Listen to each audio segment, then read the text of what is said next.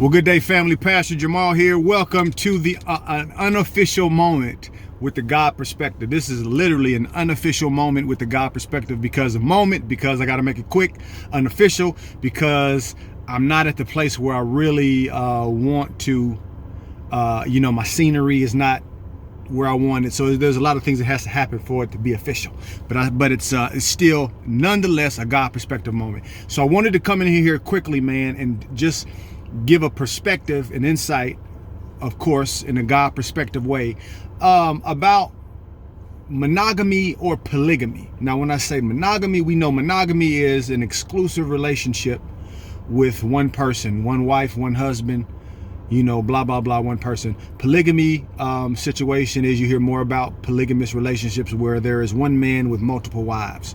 So I've seen just a plethora of stuff about this lately, and just actually over the last few years. And I've been trying to think about, man, what can I talk about with a God perspective that, would be beneficial, and I believe this is beneficial. So let's get into it real quickly. So what is the benefit of a one relationship, a monogamous relationship God's way?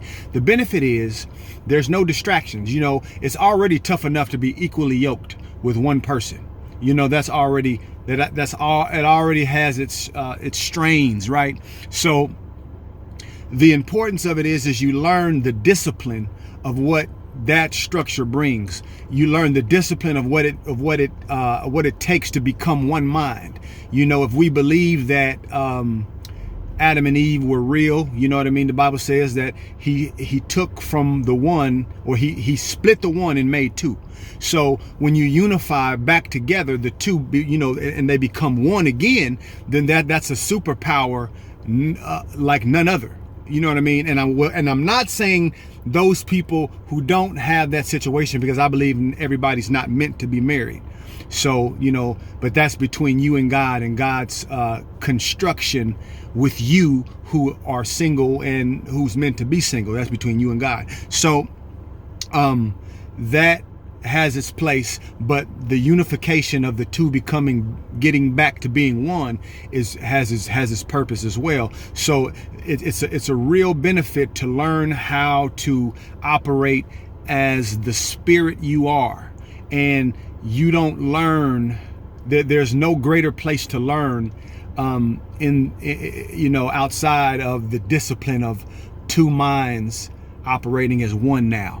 And it's not, and I don't want to say it's a sacrifice, but we can, sometimes it feels that way. But when you learn the discipline of that type of sacrifice, and then you just allow it to evolve into what it is, man, you become something great. So when we talk about polygamy, you literally have all of these multiple beings and these multiple minds and these multiple spirits trying to unify into becoming one flesh, but that is not how it was intended to be. I believe we all are one, no doubt. Everybody in this world is created by one creator, and we are connected to that one God. I believe that 1,000. But there is a recipe for success when you learn to discipline your flesh. And I believe that when you plug into multiple intimately multiple plugins, it doesn't seem beneficial. And I'm gonna say it's not beneficial, because you're not training your flesh to be in subjection to the real you, which is spirit. Spirit has no need to indulge in fleshly life the way that we do it in the flesh. You know what I mean? We know what it means to lust. We know what it means to want something so tough, so hard, so much that you'll do anything to get it. Sometimes we disguise that lust into polygamy. Sometimes we'll disguise that lust into having multiple partners, in a relationship, because we don't think we can control it. And then we give it an excuse and we say, well, this is God's design. No, it's not God's design. Do you know why? Because God is not flesh. God is a spirit. We worship God in spirit and in truth. The truth is we're spirit. So we must worship God in that likeness. So anything fleshly, whether it's sex, whether it's money, whether it's physical manifestations, they all follow God. They all follow. They don't precede. That means that they're not first. You know, the Bible says that seek when you go for righteousness, all things will be added. So the things that we need physically will show up when we decide to be in the likeness of what we truly are. So when we start to buy into these systems and these ideas that put us in the practice of the flesh winning, think about it. You're putting yourself in a practice that allows your flesh, your carnal mind, to defeat your spirit, to defeat the mind and the will and the knowledge of God, which you are spirit. And we don't even have to overly religionize this. We don't have to say, man, that there where we go again, buying into the trap of Christianity, buying into the trap of man trying to keep you down. Man don't care about your sex life. It's foolishness. If you think about that, nobody care about that. You know, we just have to understand that this is the design of the flesh. This is of the design of lust. We go after what we lust for, and if we when we feel like we can't win, then we try to create systems and patterns that validate our failure or our inability to win, to conquer the flesh. That's why you got people around here trying to eventually bring into laws things that will advocate,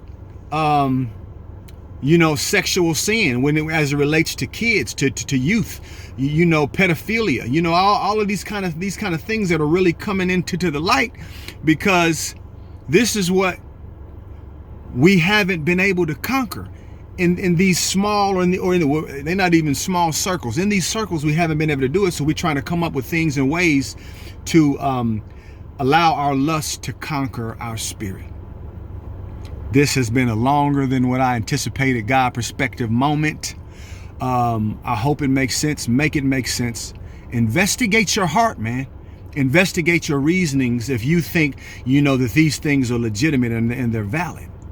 Because the truth is, when you buy into that idea, then you're just saying that this has to be reasonable because I can't defeat it.